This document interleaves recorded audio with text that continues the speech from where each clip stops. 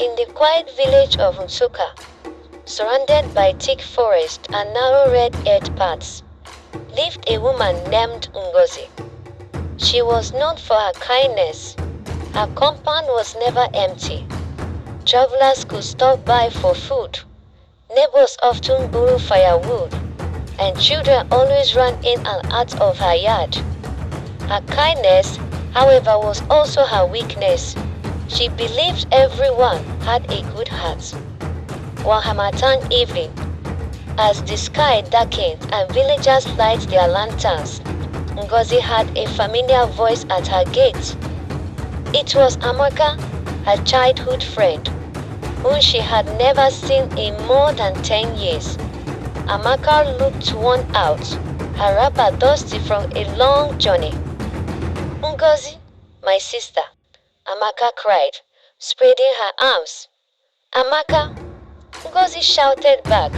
Filled with joy, she hugged her tightly and ushered her into the compound. Without hesitation, Ngozi prepared food, gave her water to bathe, and a mat to sleep on. That night, while the whole village was asleep, something strange happened. Ngozi's younger child, barely 3 years old, woke up screaming. His tiny hands pointed towards the dark corner of the hut. "Mama, Mama, somebody is there." But when Ngozi turned, she saw nothing.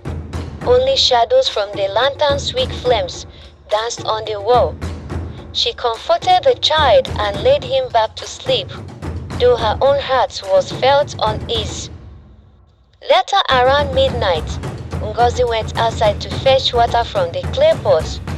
As she passed Amaka's room, she heard low murmurs. At first, she thought Amaka was praying, but when she drew closer, the murmurs turned into whispers, not one voice, but many. Her curiosity took over. She bent down and peeped through a small crack in the bamboo wall. Her blood froze.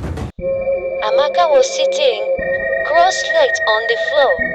Around her were shadows, dark figures that had no human form, moving in circle. Her eyes glowed faintly like burning coals. She was chanting words that Ngozi had never heard before, in a language that did not belong to their village. Ngozi staggered back quietly, covering her mouth to avoid screaming. Her legs trembled as she rushed into the hut. She gathered her children, locked the inner door, and sat awake until dawn, praying silently. When morning came, Amaka behaved as if nothing happened. She ate yam porridge, laughed and chatted carefully with Ngozi's children. Before leaving, she adjusted her wrapper and turned to Ngozi with a strange smile. She leaned closer and whispered, "Not everyone who calls you friend comes with clean hands.